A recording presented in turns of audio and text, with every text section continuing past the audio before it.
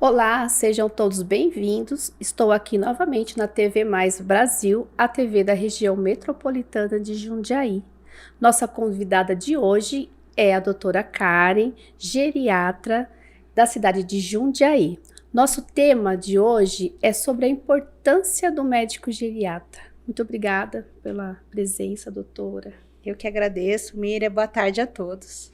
Doutora, vamos lá. A gente tem um monte de pergunta aí, né, que o pessoal foi falando, perguntando. Muitas dúvidas nessa parte de geriatria, né? Aí vimos que a geriatria é a partir dos 40 já?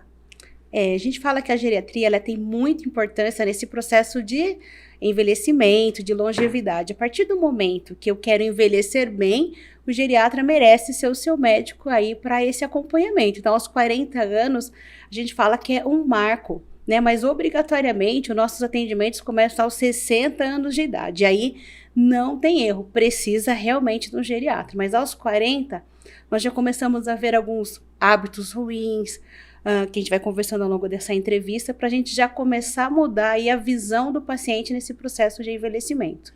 Doutora, hoje no SUS a gente tem essa especialidade da senhora? A gente tem sim, em Jundiaí a gente tem um corpo clínico bastante robusto, de profissionais com grande experiência, só que dentro do SUS e alguns convênios até, essa marca para o início desses atendimentos é a partir dos 60 anos, tá? Tá. E se eu quiser, por exemplo, passar com 40, eu preciso achar um consultório particular. Exatamente, tá? Porque daí se entende pela demanda, né, de necessidade, que esse profissional ele vai ser mais voltado para um momento mais específico. Por isso que no SUS e alguns convênios eles limitam a questão do início desses atendimentos, tá? Hoje a gente tem alguns diagnósticos, né, feito por cardiologista, endocrinologista, reumatologista. Até tem uma das perguntas eu tomo 8 remédios, né? Eu tenho 62, 63 anos, eu tomo remédio para pressão, coração, para dor, né? Então, 5 ou 6 especialidades. Esse paciente, ele pode passar só com o geriatra? Vamos fazer dois pensamentos aqui. Primeiro, a gente tem que entender a formação. Quem é esse médico geriatra? Ele é um médico clínico, então é um médico que tem formação de 6 anos em medicina, pelo menos 2 anos em clínica médica, que é o médico do adulto, e a gente está nesse braço da cardiologia, da reumato, da endócrino, dessa subespecialidade dentro da clínica médica. Então, nós, como geriatra, nós temos essa visão ampla das outras especialidades clínicas, mas tem um porém. Eu falo que o geriatra ele é um maestro, ele que orquestra a saúde do paciente. Muitas vezes nós damos conta, sim, de gerenciar bastante a questão das patologias desse paciente, mas casos bem específicos, não tem como a gente falar, olha, nunca mais vai para um cardio se ele tem uma arritmia, se ele tem um marca-passo, nunca mais ele vai para um reumato, se ele tem uma doença grave, como um lúpus, uma artrite reumatoide, o que a gente fala, como maestro de uma orquestra, ele vai coordenar esse cuidado, mas os nossos outros colegas vêm junto, tá? Nossa, então ele é multidisciplinar. Sim, como multidisciplinar, ele ama uma equipe multidisciplinar. Geralmente o geriatra nunca trabalha sozinho, a gente tem apoio dos outros profissionais da saúde para a gente poder cuidar desse paciente. Dos outros colegas. Sim. Doutora, o envelhecimento, começa com uma perda de memória? Não necessariamente.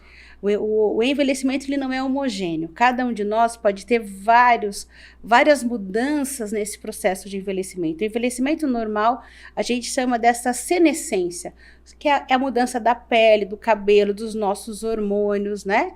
E aí, alguns desses processos podem ser patológicos, aí entra a doença e é a questão da memória. Memória sempre é algo bastante importante no consultório da geriatria, não é normal do processo do envelhecimento, mas nem sempre é demência. Muitos vêm com essa queixa, estou com Alzheimer, estou com algum tipo de demência, e muitas vezes não. A queixa de memória pode estar relacionada à deficiência de vitaminas, remédios inadequados, um sono inadequado, processos como ansiedade, depressão, e em consulta a gente consegue triar e avaliar bem esse paciente. Doutora, a mobilidade de um paciente de 90 é bem diferente de um paciente de 60, correto? Certo. A gente tem bastante pacientes que reclamam daquele inchaço edemaciado nos membros inferiores. Eu não vou falar só que é um paciente de 90, o paciente de 60 também pode ter, de 40, né? Isso é durante o quê? É algum processo do corpo que não está indo bem?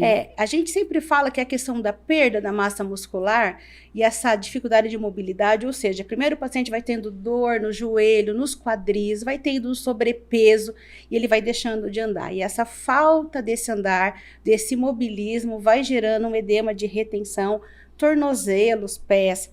Mas a gente sempre fala, alguns medicamentos também causam isso. Quando a gente avalia o paciente, será que ele tem varizes? Será que ele tem um problema cardíaco, renal, hepático, que também está auxiliando, predispondo a esse edema? Mas, em geral, esse inchaço ele vem pela mobilidade reduzida que o paciente vai adquirindo ao longo da vida, não só aos 90, isso pode acontecer mais cedo se ele tem alguma alteração aí articular, por exemplo.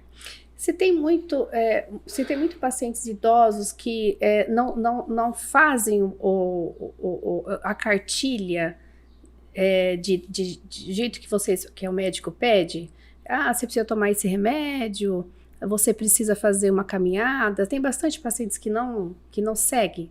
Eu acho que sim, eu acho que como todo bom paciente, muitas vezes a gente carrega só na medicação como algo benéfico para a saúde. A gente esquece daquilo que realmente é mais importante, o que muda na saúde do paciente, que é a mudança de estilo de vida, um sono adequado, uma alimentação, o controle das doenças de base, claro, hipertensão, diabetes, o controle do sobrepeso, os vícios, hábito de fumar, a própria bebida, né, o etilismo, mas muitas vezes eu quero, olha, o médico vai resolver tudo e vem até com essa expectativa que o geriatra também vai fazer uma mágica ali, todas as dores e tudo aquilo que está ruim vai sumir, sem se responsabilizar também com o cuidado. Eu costumo dizer que a geriatria é tão bonita, não só a geriatria, mas nós como profissionais de saúde, a gente tem que olhar o paciente por 4 pilares que eu amo sempre falar isso nas minhas consultas, que é o físico, claro, as vitaminas, os nutrientes, os medicamentos, o emocional,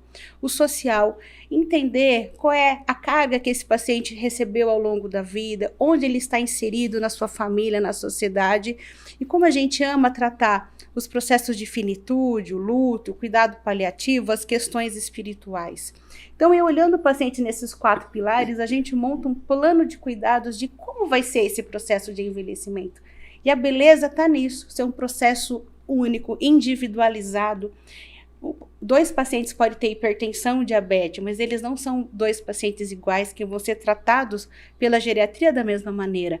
Por quê? A vida familiar, a vida emocional, a fé, aquilo que ele acredita, tanto nesse processo desse envelhecimento, vai ser totalmente único e vai ser diferenciado. Então, esse olhar que o paciente tem que ter para si é a chave desse bom envelhecimento, né? Esse equilíbrio no físico, emocional, social e espiritual, e não necessariamente a ausência de doença. Porque se eu estou envelhecendo, de alguma coisa o meu corpo vai padecer, alguma coisa eu vou adoecer.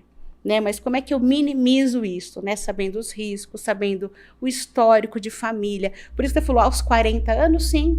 Aos 40 anos a gente já consegue fazer esses planos, né? Inclusive eu falo, aquele que não tem filhos, como é que se vê no final da vida? Qual é o seu planejamento físico, financeiro em relação a isso? Eu falo que são conversas filosóficas, mas que geram tanto entendimento, tanta verdade nesse processo de envelhecimento. Se eu estou sedentário com 40, melhor eu me cuidar mais ainda, porque às vezes eu não vou ter quem cuide de mim lá com 80, com 90, se eu não fizer algumas mudanças ao longo da minha vida. Envelhecer com qualidade, né? Exatamente. Doutora, as tonturas, né? A maioria dos idosos, eles reclamam muito dos desequilíbrios e as tonturas. O porquê o paciente idoso tem muito essa queixa? A tontura ou a vertigem, ela é multifatorial, né? O que o pessoal mais fala é a questão da labirintites, labirintopatias, que a gente divide muito cuidado com os otorrinos, mas não é só isso. O paciente vai perdendo massa muscular, tem a questão da mudança corporal desse paciente, a coluna fica mais fletida, os ombros mais fletidos para frente, a gente perde esse equilíbrio entre pescoço e tronco. Então, a mudança corporal é algo que já faz com que o paciente tenha um pouco de vertigem. Principalmente aquela quando eu vou me estender roupa, quando eu vou pegar algo no armário, que tem a ver muito com a artrose de pescoço, por conta dessa posição mais fletida do pescoço. Algo que acontece também, as alterações de pressão. Os idosos, ao longo da vida, eles podem evoluir com o que chama de hipotensão postural, ou seja, a pressão deitada, sentado, em pé, ela tem uma queda, ou seja, quando ele se levanta, ele tem uma oscilação. Os pacientes diabéticos, aqueles que passam muito tempo sem se alimentar, os casos de hipoglicemia, e tem algo que a gente sempre, os pacientes brigam muito comigo, tem que tomar água, tem que se hidratar. A desidratação também é um dos fatores que faz com que esse paciente tenha tontura. E é importante a gente não esquecer que muitos pacientes, inadvertidamente, usam remédios tarja preta para dormir. Esses remédios têm um efeito residual de dia seguinte que pode também trazer uma sensação desse relaxamento muscular que já é frágil em algum deles. Isso faz com que eles possam ter também essa sensação de vertigem. Então é importante a gente falar como essa consulta do geriatra, você está entendendo como é ampla? É muito ampla. Que a gente nunca vai conseguir ver aquela queixa por um único olhar. A gente vai abrir um leque de várias possibilidades e a gente vai trabalhando e tentando entender cada leque. Olha, será que a vertigem vem por A, B, C, D? É tudo isso ou tem realmente uma doença ou alguma situação em particular? Aí, falando em vertigem, em tontura, alguns pacientes falam, eu tomo remédio de pressão, que o geriatra me passou, só que eu vou aferir minha pressão de manhã, tá boa, eu não vou tomar. Eles adoram fazer isso, né? Eles não andaram, estão em repouso, o cortisol ainda nem começou a trabalhar, e aí a pressão vai subindo ao longo do dia, e a pressão geralmente é assintomática. Se eu tiver um pico hipertensivo, muitas vezes eu não vou perceber. Então, se você é hipertenso, tome seu remédio regularmente. Se você está tendo alguma alteração da pressão, se ela fica baixa ao longo do dia, aí volta lá para o seu médico, para ele poder fazer uma avaliação. Isso é muito comum também. O paciente vai desidratando, vai perdendo massa muscular, aquela quantidade de medicamento que eu tomava aos 50, por exemplo, para a pressão, aos 80, muitas vezes a gente começa a reduzir por uma série de processos metabólicos. O paciente até se assusta e continua tomando, né? Então, isso em consulta a gente avalia também. E isso eles fazem muito, né?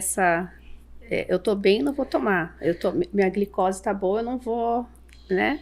Mas esquece ao longo do dia aquilo que vai acontecendo com esse organismo e a necessidade da medicação. Doutora, o cortisol atrapalha muito o idoso? Não, o cortisol é maravilhoso, ele é aquele nosso hormônio que faz a gente acordar, ficar ativo, né, se movimentar, mas eu falo, de manhã tá todo mundo devagarzinho ainda, né, então a gente não saiu, não caminhou, não tomou café, não se exercitou, aqueles que fazem alguma atividade, e aí essa pressão tá baixinha mesmo quando a gente sai da cama, que em geral, período noturno, chama de descenso noturno, a pressão tende a ser mais baixa e a gente acaba vendo isso no início da manhã. E aí, conforme vai passando, esse cortisol vai aumentando e o ritmo vai melhorando. Eu vou me alimentando, dependendo dessa alimentação, às vezes mais rica em sal. Lembrando que o idoso, ele perde muito paladar ao longo da vida, né? E aí ele tem uma necessidade, às vezes, de adoçar mais ou de salgar mais. Isso geralmente é um ponto de atrito no consultório, né? Minha mãe não tá sentindo gosto e acaba não sentindo mesmo. E aí essa pressão vai subir. Então isso a gente tem que também ensinar o paciente em relação a essas mudanças do paladar e tratar isso também. Que muitas vezes é o que acontece, né? Tá tudo bem, ou às vezes ele nem é hipertenso, mas vem com uma alimentação muito rica em sódio na hora do almoço. Muitos não gostam de tomar água, eles trocam água por refrigerante, sucos industrializados, onde a quantidade de sódio também é alta. Aí ele vai, ou se ele está, né, com uma pressão normal, vai fazer um pico, vai ficar uma pressão meio flutuando. E aí é a questão da alimentação mesmo, né, desses desencontros aí nutricionais. Voltando à parte de demência, né? Hoje em dia, eu não sei se tá vago, né? Falar, eu tenho Alzheimer, né? Não sei se tudo é Alzheimer hoje, né? A grande maioria das famílias fala, minha mãe tá com Alzheimer. Aí quando chegam em vocês, fazem todo um trabalho que não é o Alzheimer, é uma senil, é isso? É diferente o Alzheimer? Demência senil a gente fala que não existe, a gente tem que tentar classificar as demências, que é essa perda da memória, em algumas, né, das classificações que a gente tem. Hoje a gente tem a demência de Alzheimer, que é a mais comum, corpúsculos de Lewy, a vascular, que eu já vou explicar para vocês. Tem a demência ligada ao Parkinson. Muitas vezes, esse quadro demencial, ele está relacionado a um quadro depressivo ansioso, né? Ou esse paciente já vem carregando esse quadro emocional ao longo da vida, ou teve situações como o luto, né? Que aquele paciente vai ficando mais prostrado, mais isolado, mais apático. Ele começa a ficar repetitivo. Muitos dos pacientes, eles vêm com alteração de memória após um procedimento cirúrgico, após uma infecção, né? Por que que isso acontece? Eu tenho uma fragilidade já desse meu organismo, passei por algo muito agudo, muito intenso. Esse paciente se fragiliza, eu falo que a poupança da vitalidade dele diminui, cai o status, cai a performance. Nosso cérebro precisa de pelo menos 30% dessa energia vital. Saí de uma infecção, saí de uma cirurgia, coloquei um marca-passo, infartei, meu organismo está fraco. Né, eu brinco assim, é igual ter uma dívida, que eu preciso ir raspando as minhas reservas da onde dá para eu poder saldar uma dívida. O nosso corpo também. Ele vai tirar essa reserva da minha musculatura, vai tirar da minha pele, que vai ficar mais frágil, mais descamativa, e vai tirar da minha memória.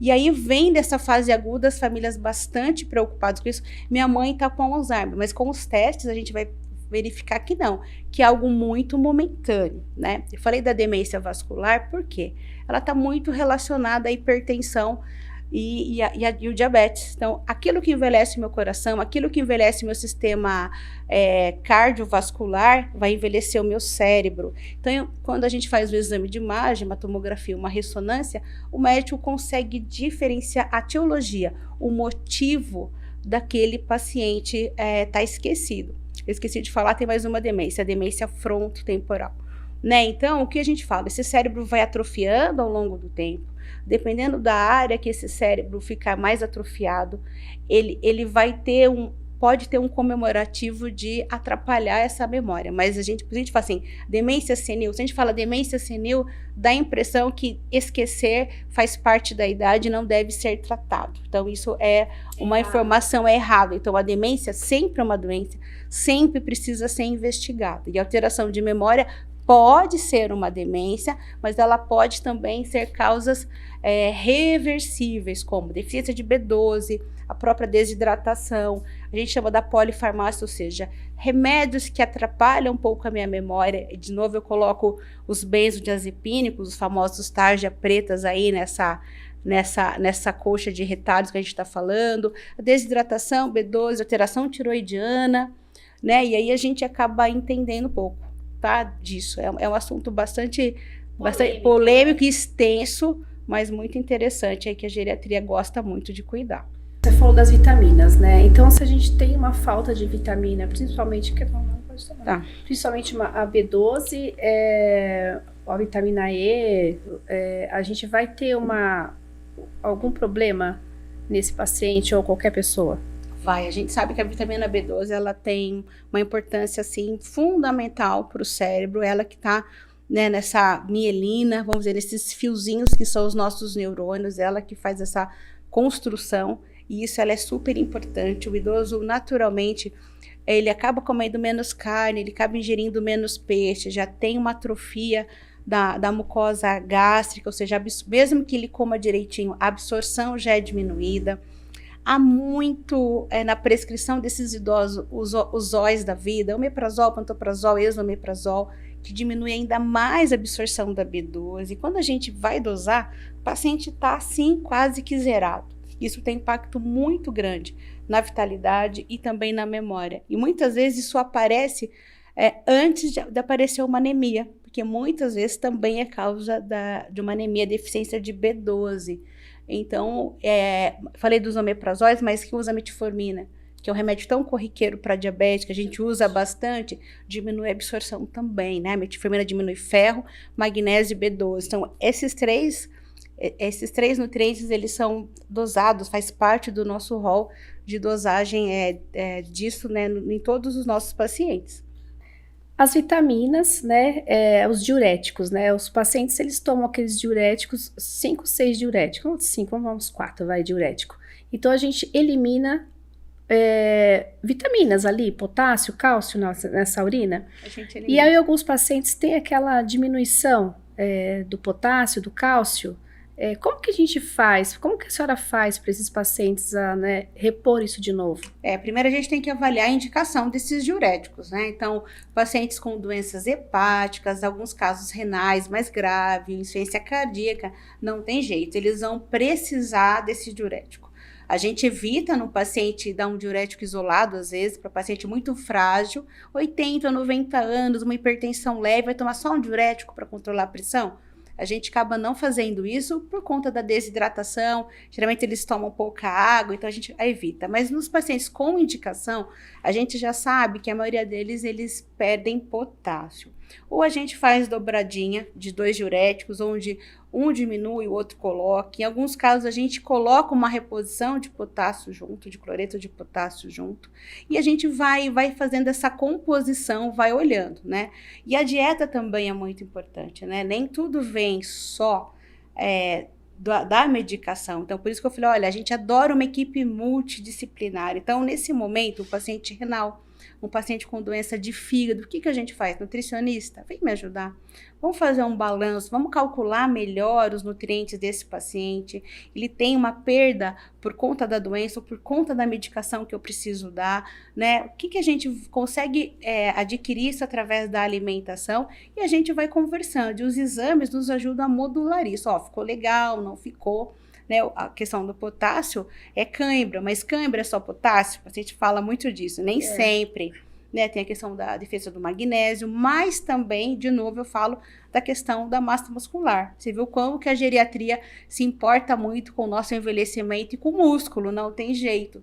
Porque a falta dessa musculatura gera um monte de sintomas, muitas queixas que a gente pode minimizar com o quê? Com uma atividade física.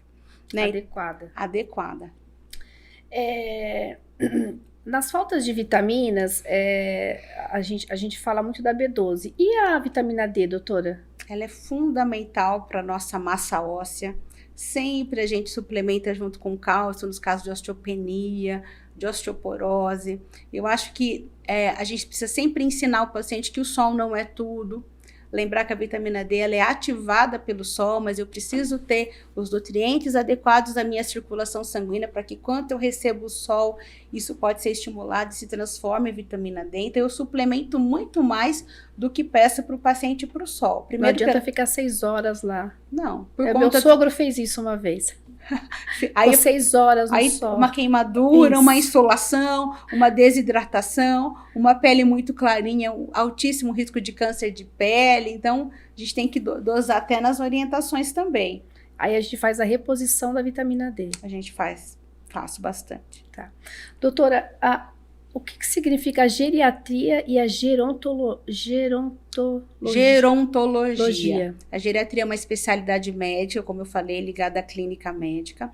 E a gerontologia é o estudo desse envelhecimento que a gente enxerga em qualquer profissão. Então, por exemplo, se eu sou um engenheiro civil, um arquiteto, com noção em envelhecimento, em gerontologia, eu vou organizar uma casa, uma escola, um shopping, por exemplo, com esse olhar para os idosos. Então, por exemplo, com uma acessibilidade melhor, banheiros com barra, com melhor iluminação, com pisos que não escorreguem, por exemplo. Se eu sou um gestor público, eu também vou pensar numa cidade mais acessível. Olha, como é que eu posso, do ponto de vista de saúde, de cultura, de esporte, sabendo como é o processo de envelhecimento, de novo, físico, emocional, como é que isso acontece, como é que eu planejo uma cidade, olha que coisa bonita.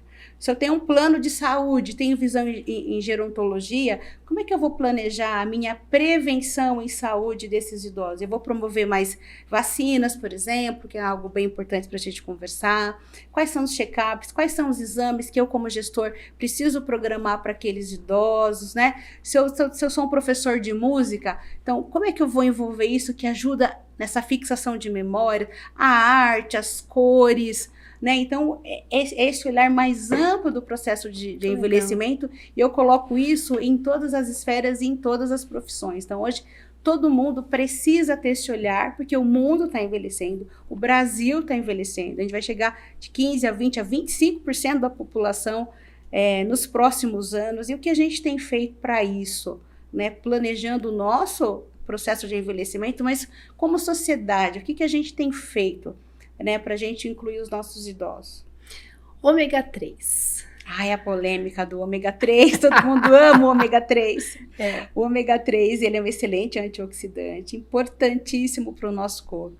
Né? Eu acho que a questão da suplementação fica individualizada para cada médico, para cada paciente. A gente sabe que indicação formal tem para alguns casos de dislipidemia, né, que é o colesterol alto. Eu sempre peço para o paciente adquirir isso através da alimentação. Acho que é muito mais saudável. Por quê? O geriatra se preocupa muito com a polifarmácia. Polifarmácia são essa mistura química, né, de 5 ou mais medicamentos. Qual é o impacto disso na saúde desse idoso? Eu falo, o único médico que se preocupa com a mistura química desses remédios é o geriatra.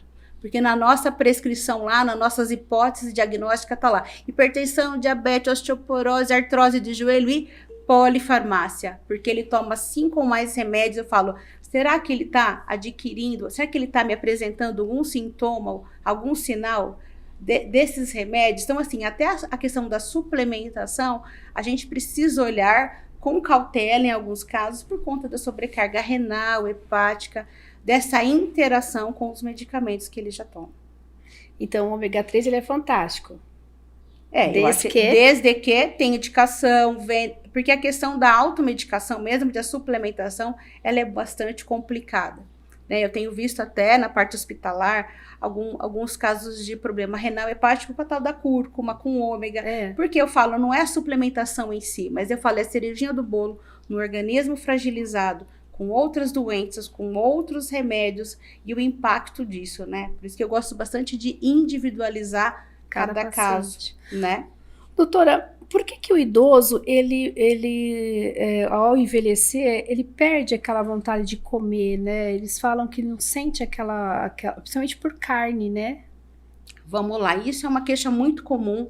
Primeira coisa, a questão da mastigação, ela vai ficando muito ruim. Eu perco massa muscular da região de mastigação. No Brasil, infelizmente, a gente tem uma população de pacientes sem dentes, com uso de prótese enorme, que dificulta essa mastigação. A questão da digestão, como eu falei, diminui muito, essa acidez estomacal. Então, ou seja, já é uma digestão mais lenta a carne. Com uma idade mais avançada, isso se acentua. Né? Eles acabam tendo má digestão e a única alternativa que eles veem, de novo, é o omeprazol, pantoprazol, no momento que eu preciso acidificar esse estômago. Tem a questão também desse imobilismo, ele vai ficando mais fragilizado, anda menos, acaba sentindo menos fome, então o apetite diminui. Tem a questão também das questões emocionais. Muitas vezes, antes de aparecer a tristeza no idoso, a questão da depressão, ele vem como uma apatia, uma perda de apetite, que muitas vezes a família não se dá conta, né? Que isso já é um processo depressivo começando. Então, olha como são várias coisas para uma mesma queixa de uma dificuldade alimentar. Outra coisa que é muito importante, a solidão. Muitos idosos passam o dia sozinho, moram sozinho, né? Que vontade que eu tenho que comer, né? Olhando para o próprio prato, num ambiente vazio, que não tem o calor de uma família, ou mesmo eles estão muito isolados, né? A gente escuta muito deles, né? Cadê aquele calor, aquele carinho, aquele respeito em relação a quem eu fui, quem eu sou, quem está a fim de escutar as minhas histórias, as minhas dores. E muitas vezes isso é passado muito por essa questão alimentar, eu não como. E quando a gente vai conversar, eu começo perguntando, qual é a rotina? Quem faz a comida? A comida vem pronta de fora, a comida está congelada. Quem senta junto? Não tem ninguém que senta junto com a mesa desse idoso. Qual é o horário? Ou ele mora com alguma família, com algum familiar, mas está fora da rotina que a vida toda ele se habituou, por exemplo, de acordar cedo, de almoçar ao meio-dia, mas ele está numa casa que se almoça às 14, por exemplo. Então, no meio da manhã, ele sente fome, ele faz um lanchinho. Então, às 14, na hora que é o almoço, a refeição principal, ele já não se alimenta tão bem. Então, quando a gente começa a conversar com a família, a gente começa a entender exatamente isso, que muitas vezes a falta desse apetite é muitas vezes a rotina que aquele idoso tá inserido. A empatia da família, né? Muitas vezes isso. Tá. Doutora, sarcopenia. Sarcopenia eu falei de várias maneiras aqui. Essa perda da massa muscular ao longo do tempo. Começa lá aos 40, aos 35. Todo mundo se preocupa lá com o músculo do tchau, mas não é só isso. E por que isso acontece? Há uma mudança corporal, há uma mudança da musculatura, há uma substituição da nossa musculatura por gordura, e a gente precisa melhorar isso com como? Atividade física. Não adianta só a caminhada. Precisa de um exercício de resistência. Ele só quer caminhar, né? Só quer caminhar. Quantos querem caminhar? Muitos não conseguem caminhar porque o joelho tem realmente a questão articular, que a caminhada às vezes vai doer mais, não tem jeito. E aí eu preciso de uma academia, eu preciso de um pilates, eu preciso de uma ginástica funcional. Ai, mas eu não quero. Vai doer mais. E aí eu vou ficando cada vez mais fragilizado.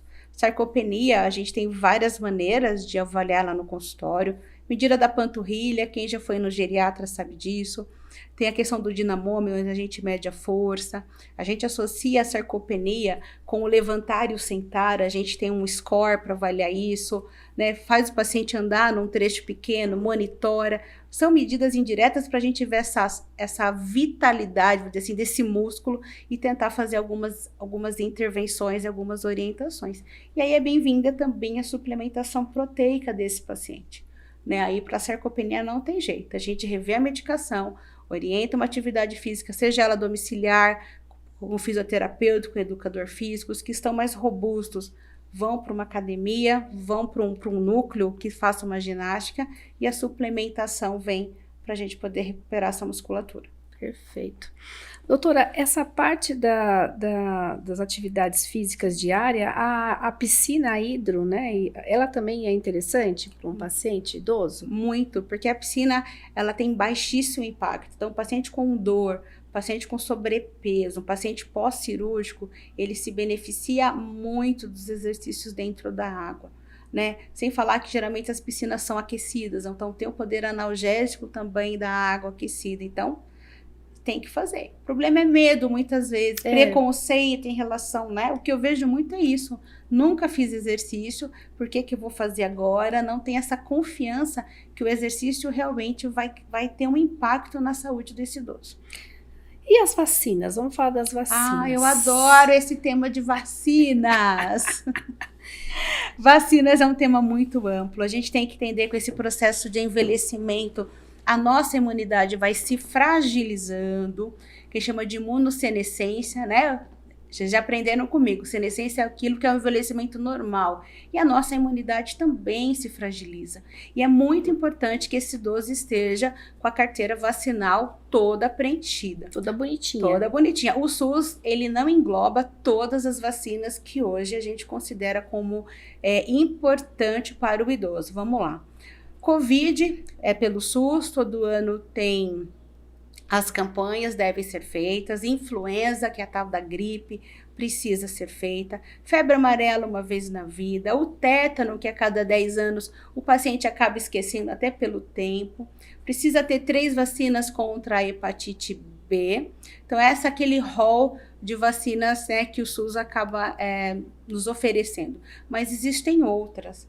A vacina contra a pneumonia, hoje são duas doses, pneumo 13 com reforço com a pneumo 23. Tem uma nova agora que é a pneumo 15, pneumocócica 15, que substitui a pneumo 13. Herpes zoster, super importante, né? A volta da catapora, uma doença incapacitante.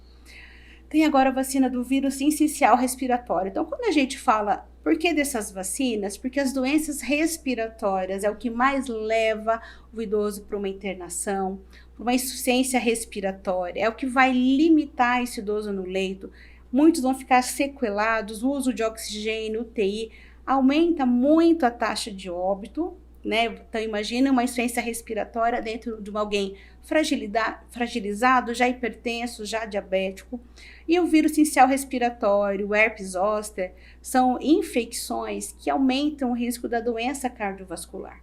Então, muitas vezes a gente não tem, né? O outro médico não geriatra, o próprio paciente não tem noção que depois de uma infecção grave, até um ano depois, esse paciente ele tem um risco maior de doença cardiovascular, porque aquele organismo se fragilizou, esses vírus são extremamente inflamatórios, e a doença cardiovascular se instala, ou seja, eu tenho mais um risco, mais uma dependência desse paciente.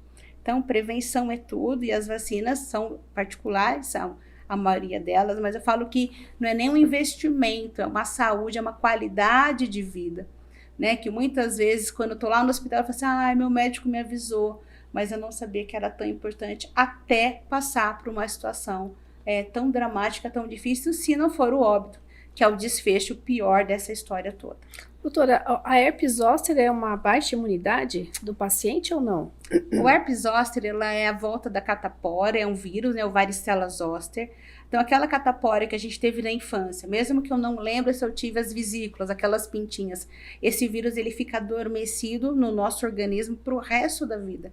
Situações de baixa imunidade, a própria idade faz isso, eu não preciso passar por um período de estresse ou uma doença, mas em geral a gente vê situações bem particulares. Tive uma infecção urinária, tomei antibiótico, tive um herpes zoster, tive um processo dentário complicado, passei algo emocional, né, perda de um filho, de um esposo, e ele vem reativa em várias partes do corpo, rosto, alto risco de meningite, região ocular, deficiências visuais, perda dessa córnea, ressecamentos, e o que ele causa de pior? Neuralgia, dores crônicas incapacitantes, que às vezes vão durar o resto da vida, e de difícil manejo, de difícil convivência também.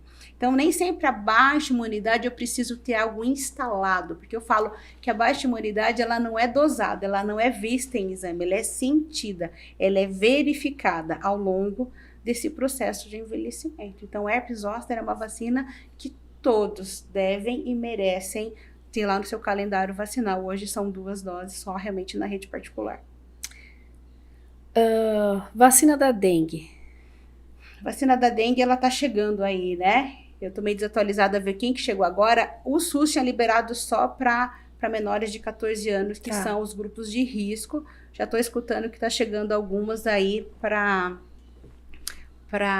adultos. Eu até dei uma olhada no calendário vacinal da SBIM, Sociedade Brasileira de Imunologia, não vi lá elencado a vacina da dengue ainda para idosos. Tá. A Covid, doutora, essa vacina do Covid, tem que ser tomada todo ano? Precisa ser tomada como a vacina da gripe, porque são vírus que são mutantes. O que significa isso? Eles vão mudando ano a ano.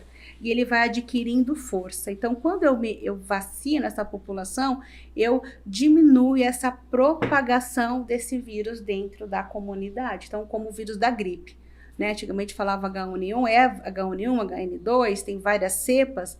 Elas precisam ser todo ano atualizada, porque a cada ano esse vírus ele tá diferente. A vacina da dengue, desculpa, ela é atualizada? A da COVID, sim, ela é atualizada. E da gripe também. Todo ano ela é atualizada. E aí todo ano ao idoso, principalmente, tem que tomar. Precisa tomar, porque ele não fica protegido. A Covid ainda existe, leva muitos pacientes ainda para internação, tem sim quantidade de óbitos associado à Covid. Nós não estamos numa pandemia, mas sim é uma doença que ainda preocupa e deve ser avaliada e acompanhada. A vacina do Covid, então, ela é atualizada. Então é mito de falar que a vacina do Covid eu sinto muita dor no corpo depois que eu tomei a vacina do Covid. Toda vacina vai ter uma reações leves desse processo,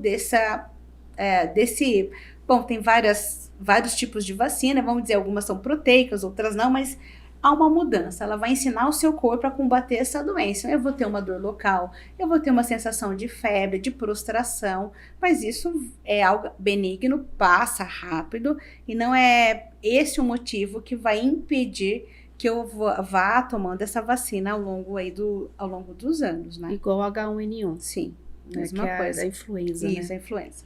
Doutora, como a gente cuidar do nosso envelhecimento, então? Eu acho que primeira coisa, eu falo cuidar do envelhecimento, primeira coisa é fazer vínculos, né? Ninguém consegue envelhecer sozinho. Então, eu acho que primeira coisa a gente pensa assim, bom, vou envelhecer, como é que eu quero envelhecer? Você pode ter 20, 30, 40, 50, 80, muita gente não sabe responder isso, mas eu quero envelhecer. Bom, eu não quero ser dependente, ou se eu vir a ser dependente, que isso seja lá com quase 100 anos, bem no meu finzinho de vida. E como é que eu quero chegar com isso, né? Então, cuidando das minhas emoções, né? Depressão, ansiedade, cuidando do meu sono, me alimentando bem, cuidando do meu peso, né? Quanto tempo eu quero trabalhar? Será que a gente consegue fazer toda essa prospecção? Envelhecer é tudo isso. Quem vai ser meu companheiro, minha companheira? Vou ter filhos ou não? Como é que eu vou me preparar? Em que momento eu vou parar de trabalhar? Há sempre uma conversa muito interessante lá com meus pacientes. A questão da aposentadoria. Uns lidam muito bem, outros não tão bem. Parece que falta alguma coisa. Como é que eu preencho o vazio, às vezes, que o trabalho, né, aquela convivência com pessoas me traziam? Então, por isso que eu falei do físico, do emocional, do social, isso é importante para a gente fazer intervenções, e se eu não consigo fazer intervenção, outro profissional vai me ajudar para a gente poder equilibrar o paciente ao longo da vida, né? Mas, em geral, isso, envelhecer bem é cuidar do físico, do emocional, desses vínculos, por isso a questão familiar, e nunca esquecer também das questões espirituais, do que eu acredito, o que me dá esperança, o que me dá empatia, qual é o meu propósito aqui?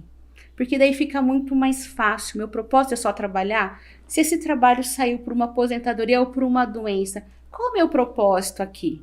Muitas coisas, só o remédio, só o médico, só o psiquiatra, só o psicólogo, a gente não vai conseguir responder se a pessoa não conseguir entender isso, esse propósito. E muitas vezes é essa conversa que eu tenho. Por que você está aqui?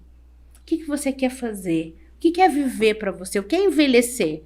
E aí a gente fala assim, puxa vida, eu nunca parei para pensar nisso. Falei, então vamos pensar. Porque o melhor remédio do mundo, a melhor terapia do mundo, muitas vezes não vai conseguir responder se você não se enxergar parte desse mundo, parte dessa sociedade, trazer essa importância que você tem dentro dessa família. Muitas vezes eu falo assim, ó, qual a importância que você tem dentro dessa família, sendo avô, sendo bisavô, sendo pai? Quais são as experiências? Eu tenho que trazer os filhos, olha, vamos escutar o que a tua mãe está dizendo, o que o teu pai está dizendo. Olha, tá nítido para mim algumas situações que vocês não estão enxergando, que muitas vezes a gente fica muito na ótica da doença, come isso, não come, é a pressão e a diabetes. Muitas vezes o envelhecer é o vínculo. Lembra que eu falei da comida? Muitas vezes o que a gente está esperando é alguém que sente e compartilhe um café, um pedaço de bolo, uma refeição e escute aquilo que eu tenho para falar, da minha experiência. É a empatia da família, né? A família estar junto, estar próximo. E se chama também a família. Gente, dentro do consultório da geriatria, lá tem 3 cadeiras e com espaço para mais 2. É impossível a gente envelhecer ou cuidar de um idoso sem a família não estar junto.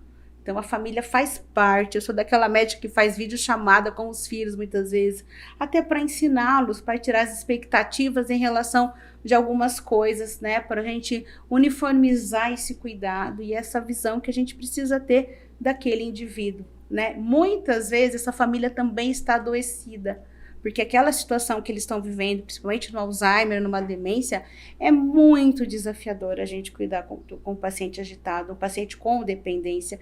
Então, a gente vê que aquela família também está adoecida. Se eu não faço uma intervenção, se eu não tenho um entendimento de como aquela família está se apoiando, está se ajudando, né? E a visão que eu quero que eles tenham em relação ao cuidado, eu acabo tendo todo mundo adoecido e a gente não consegue cuidar daquele idoso de forma adequada.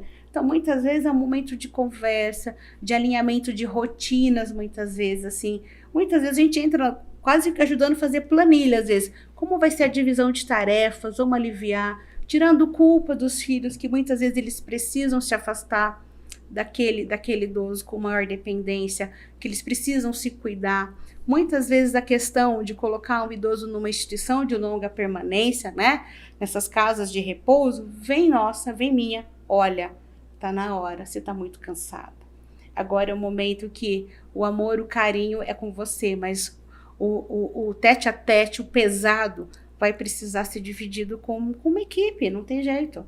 Porque você está ficando adoecido, você está envelhecendo também, e não vai dar conta de 2 doentes dentro de uma casa. Então, Tá vendo como esse processo da geriatria é uma especialidade tão bonita e tão ampla? Porque a gente precisa fazer intervenções em tudo aquilo que envolve esse idoso. Não é só na receita, né, doutora? Não é só na receita. Por isso que eu sou tão apaixonada pela geriatria. Achei lindo mesmo. Não tem rotina, né? Um idoso de 60, de 80, cada um é único, é particular, com histórias, com demandas e também, obviamente, com intervenções da minha parte de forma totalmente diferenciada. Isso é muito bom. Doutora, o Parkinson, ele é difícil de tratar? Depende. O Parkinson, a gente tem que diferenciar o Parkinson do parkinsonismo, né? Geralmente o Parkinson é uma doença tão dramática, tão difícil, que muitas vezes os neuros, né? O neurologista a gente acompanha em conjunto. Eles, às vezes, com a parte mais medicamentosa e a gente com toda essa composição multidisciplinar em relação à perda de movimento, à dificuldade de deglutição, a dependência, a rigidez, as dores, os processos associados de ansiedade, depressão, cuidado com a família. Então, eu falo, depende do grau, do início, se é mais para finitude, mais no processo de finitude, de maior dependência, já acamado, a medicação não faz tanto efeito, e aí vem mais uma intervenção de cuidado paliativo, aí é onde o geriatra também trabalha muito. Então, é uma doença de fases, né? No começo, paciente de 50, 60 anos, que é bem jovem, medicação, arsenal, fisioterapia, intervenções com a fisioterapia, com a nutrição, fonoaudiologia, e ao longo desse processo, as intervenções que a gente vai fazendo. Para ir dando qualidade de vida para eles. Ótimo. Onde é o seu consultório, doutora? Meu consultório é na Eduardo Tomanic, lá no Unitimol, 2º andar, tendo lá todas as quartas-feiras. Ótimo. Muito bom o papo, muito gostoso. A gente tirou bastante dúvida aqui com a parte de geriatria, somente as vacinas, as dores, né? A gente tem uma gama, né, de patologia do idoso, né? Se a gente for ficar aqui, a gente vai ficar a tarde inteira conversando e falando e discutindo. Mas já deu para a gente ter uma noção um pouquinho sobre essa especialidade que é muito importante e esse cuidado que você tem, né? Que eu falo, não adianta só a receita, né? O cuidado com a família. A família do idoso também precisa muito desse cuidado. Precisa. Né? A família do doente em si, né? Somente quando tem um idoso com câncer também, né, doutora? Sim, precisa. A gente precisa ter todo esse cuidado. Muito bom, muito gostoso. Obrigada pelo papo, né? E estamos aqui na TV Mais Brasil, a TV da região metropolitana de Jundiaí, todas as quartas-feiras, às 10 da manhã. Até mais. Até, obrigada.